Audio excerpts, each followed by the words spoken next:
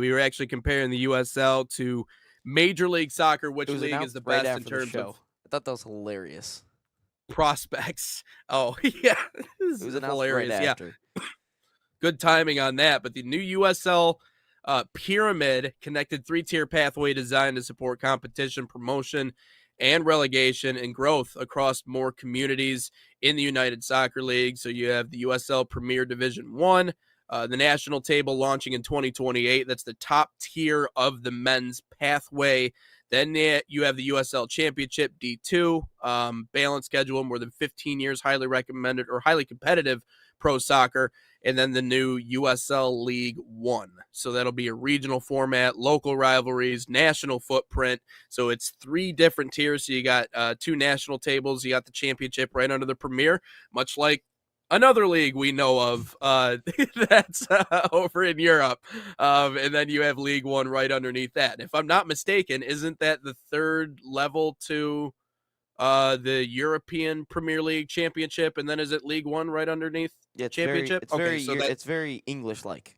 yeah, and well, I guess it makes sense when you have people who Yeah. helped run the Premier League in your league, that it's going to look a little bit like this. So it's starting to form, it's starting to come together. This gives us a better understanding of what everything is going to actually look like in terms of promotion and relegation, and teams spread across the country.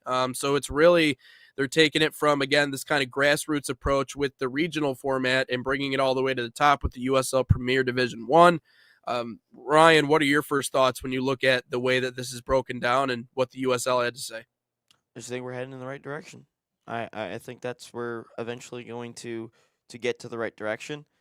I also think that at some point the MLS and the USL are going to merge at some point, because I think if you look at a lot of these teams, I don't know if some of these USL teams, I think a couple of them we know, the DCFCs, the Pittsburghs, the Louisvilles, they can all, you know, stay together. Like they Yeah. can manage on their own with this relegation system, pro rel system I should say rather.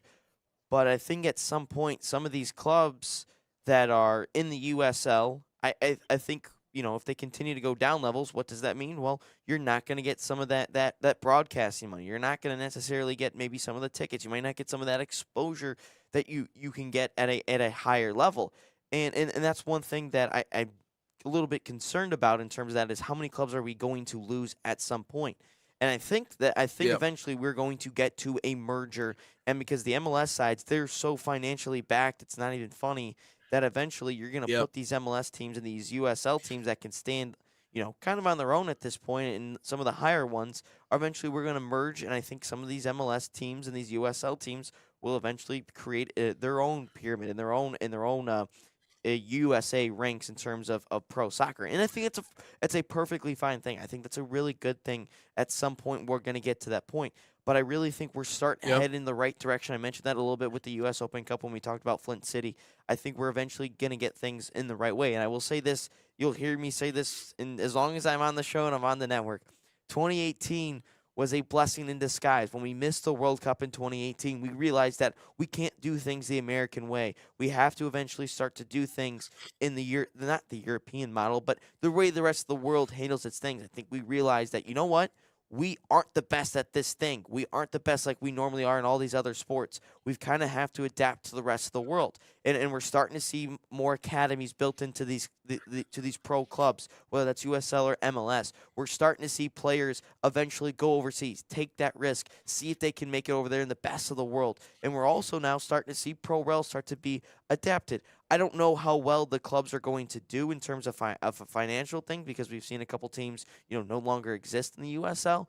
But you know what? I think we're heading in the right direction, and I still think 2018 missing the World Cup is our biggest blessing in disguise, whether we liked it or not. I mean, would you want to go to Russia to go play in a World Cup for a couple of months? No, I think a lot of people would rather not go to Russia. So anything, blessing in disguise once again with 2018, and I'm glad we lost to Trinidad on that horrible night. But no, my first thought process, Nate, is we're heading in the right direction. It felt like a passing of old into the new. It felt like, to your point, that 2018 was just really kind of the moment where You're right. Everything changed. It was a lot of old legends on that team. I guess Landon Tim Howard, Donovan Tim wasn't Howard. Tim Howard, Landon Donovan. Landon, I don't Donovan wasn't think on that. Landon Donovan was on the team, but he was still playing. He was just old. But you have Clint Dempsey, you have all of those guys, and for the purpose that they served during their career with the U.S. men's national team, they did a wonderful job. Right? They had their moments. Tim Howard had the Belgium game. Clint Dempsey is obviously Clint Dempsey. You remember some of his signature moments in the World Cup leading up to that one, and like his goal against Ghana, which is one that always exists in the YouTube reels. Landon Donovan in the long decorated history he had with the U.S. men's national team. And then obviously their signature wins or their signature matches when they ended Spain's 35 some game winning streak, when they went out and they drew with Portugal, and they were somehow able to They should emerge have out of won that that. group of death. Should have Yeah, I won mean against there were Portugal. there were moments that they had just because they were gutsy and they were forward, and Bruce Arians, I think maybe to his detriment at times, but was just so he played the game in their way, which was physical, it was forward, it was everything, and for what it was worth, it really served its purpose. But I think in 2018, that was the moment where U.S. Soccer looked at this and went, it's just not a sustainable model. We can't continue to go this way. We have to be willing to accept and be comfortable with owning the fact that there are people in the world that know a lot more about how to build this machine than we do. And so I think that's when Shout the out Jurgen decision, Klinsmann. obviously, yeah. So, I mean, obviously they went back to an American manager shortly thereafter, but even then, after that fact, we've seen a lot more European influence, obviously, in the American game. It's made all of the difference in the world. But when I look at this and talking about a merger, I know that maybe one day it will happen. I think it is willing. I'm willing to look at it and go, you know what? It's going to happen. Naturally, the two sides are going to collide. Right now, they're already competitors. Whether or not Major League Soccer wants to admit that they're competitors, I feel like Major League Soccer is treating this like, oh, they're just the other guys. No, I think I'd agree. they're catching up, and they're catching up quickly.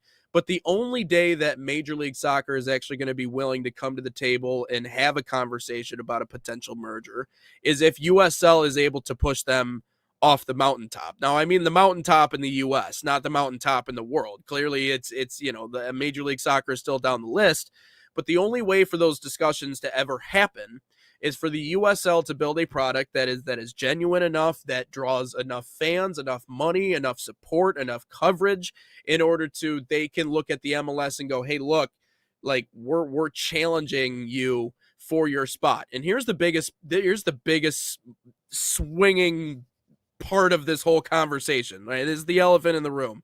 The USL needs to steal a prospect away from Major League Soccer.